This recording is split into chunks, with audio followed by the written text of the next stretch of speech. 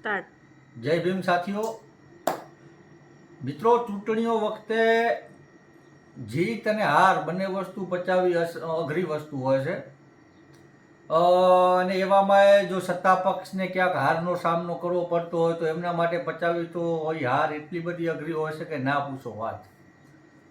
આવો જ એક બનાવ રાપર તાલુકા પંચાયત હેઠળની ફતેગઢ સીટ ઉપર બન્યો છે, જ્યાં ભારતીય જનતા પાર્ટીએ કારમી હારનો સામનો કરવો પડ્યો છે. લોકોના કામ ન થાય, લોકો નારાજ હોય, લોકો પરિવર્તન ઈચ્છતા હોય તો સીટો બદલાવી કે સત્તા બદલવી સ્વાભાવિક વસ્તુ છે, પણ ભારતીય જનતા પાર્ટીના લોકોને આનો તમામે તમામ દોષારોપણ દલિત સમાજના ત્યાંના આગેવાનો ઉપર ઢોળી અને એમની વિરુદ્ધમાં ષડયંત્ર રચવાનું પ્લાનિંગ થઈ રહ્યું હોય એમ અમારા કાર્યકર્તા અને જુદા જુદા આંબેડકરવાદી સંગઠનો સાથે જોડાયેલ એવા સંજયભાઈ રાઠોડને યેન કેન રીતે ભાજપ અને આરએસએસના લોકો દ્વારા હેરાન પરેશાન કરાયા હોવાની વાત મને મળી છે.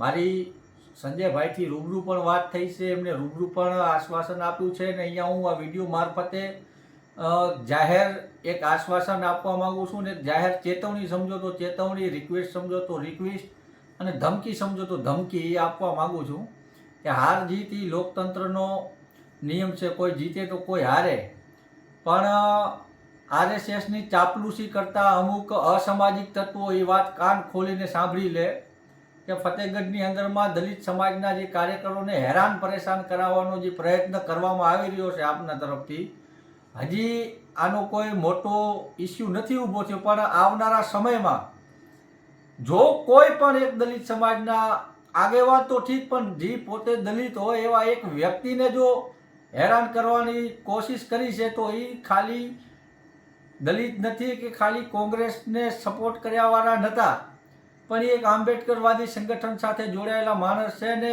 હું પણ એ એક આંબેડકરવાદી સંગઠનનું નેતૃત્વ કરું છું અને અમારા સંગઠનનો ઝંડો અને દંડો બંને મજબૂત છે.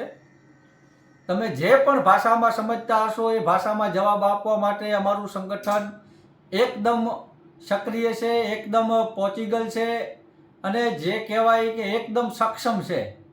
એટલે કોઈ પણ ક્યાંય પણ આખા રાપર તાલુકામાં, ખાલી ફતેગઢ નહીં પણ ક્યાંય પણ આખા રાપર તાલુકામાં જો પણ કોઈએ ચૂંટણીનો દ્વેષ રાગ રાખી અને કોઈ આ સમાજ ઉપર અવરચંડાઈ કરવાનો પ્રયત્ન કર્યો છે કે આંગળી ચીંધવાનો પ્રયત્ન કર્યો છે કે આના યુવાનને કે આ સમાજના કોઈ વ્યક્તિને દબાવવા, ડરાવવા, ધમકાવવાનો પ્રયત્ન કર્યો છે, તો જેમ મેં વાત કરી એ પ્રમાણે અમારો ઝંડો અને દંડો બંને મજબૂત છે.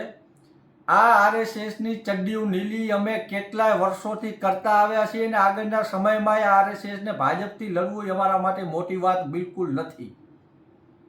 તમે ડરાવજો, ધમકાવજો કોઈ ગરીબ લાચાર ખેડૂતોને કે મજદૂરોને કે અનલીગલી ધંધા કરતો હોય ખાણ ખનીજોવાળાને, બુટલેગરોને, એમને ધમકાવીને કદાચ તમે ભાજપમાં લઈ આવી શકશો, પણ આ જે સમાજ ઉપર પ્રયોગ કરવાનો પ્રયત્ન કરી રહ્યા છો, એક વીછીની હરોળ હાલી જાય છે એમાં તમે આંગળી નાખવાની જો પ્રયત્ન કરશો તો એ હરોળમાંનો જી વીછી ડંખ મારશે એ બરોબરનું ઝેર ફેલાવશે. એટલે ખોટો અમારા ઝેરના પારખા લેવાનો પ્રયત્ન કોઈ ના કરે. અહીંયાથી હું કહેવા માંગુ છું, કાયદામાં રહેશો તો જ ફાયદામાં રહેશો, ને કે કોઈ પણ પાર્ટી કે કોઈ પણ સંગઠન અમારી પ્રતિક્રિયા સહન કરી શકે એટલી સક્ષમ નથી. અમારી લડાઈ ડાયરેક્ટ તમારા બાપ દાદાઓથી છે, છોકરાઓ વચ્ચે ના આવતા.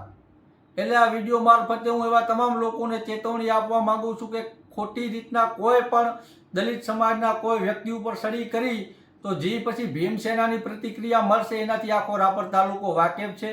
અને દંડો ને ઝંડો બંને મજબૂત છે. કાયદાને માનીએ છીએ, બાબા સાહેબ આંબેડકરને માનીએ છીએ, પણ અવરચંડાઈ કરવાનો પ્રયત્ન ન કરતા ભગતસિંહને અને અશોક સમ્રાટને પણ માનવાવાળો આ સમાજ છે. અને મેં કીધું એ પ્રમાણે અમારો ઝંડો અને દંડો બંને મજબૂત છે. જે ભાષામાં સમજતું હશે એ ભાષામાં સમજાવવા માટે સક્ષમ છીએ. હું ફતેગઢ ગામના અનુસૂચિત જાતિના લોકોને પણ અહીંયાથી આશ્વાસન આપવા માગું છું, જો કોઈ પણ આવો અસામાજિક તત્વ ક્યારે પણ હેરાન પરેશાન કરે તો તમારા માટે આંબેડકર યુવા ગ્રુપ રાપર તાલુકા 24 કલાક 365 દિવસ આવા નાલાયક અને અસામાજિક તત્વોથી લડવા માટે જ બનાવેલું છે અને આના હજારો યુવાનો ગમે ત્યારે ઓન ધી સ્પોટ તમારા સપોર્ટમાં છે. એટલે એ આરએસએસની અને ભાજપની ચાપલુસી કર્યાવાળા પણ કાન ખોલીને સાંભળી લે. જ્યાં હળી કે તણી કરતા હોય ત્યાં કરજો. છોકરાના ચારા કરાય, બાપના ચારા ન કરાય, આટલામાં સમજી જાજો. નકે અમે જે પ્રતિક્રિયા આપશી એ સહન કરી શકવાની તાકાત નહીં હોય. એટલે શોર્ટમાં સમજી જાજો, એમાં જ ફાયદો છે. બાકી ચૂંટણીઓ વખતે જે વિચારધારા મુજબ પક્ષ સેટ થતો હોય એના પ્રચાર પ્રસાર કરવો, એમાં વોટ નખાવવા, એના નેતાઓને જીતાડવા, લોકતાંત્રિક બધાની અધિકાર છે. પણ ચૂંટણી પત્યા પછી કોઈ પણ પ્રકારનું વેરઝેર ના હોવું જોઈએ.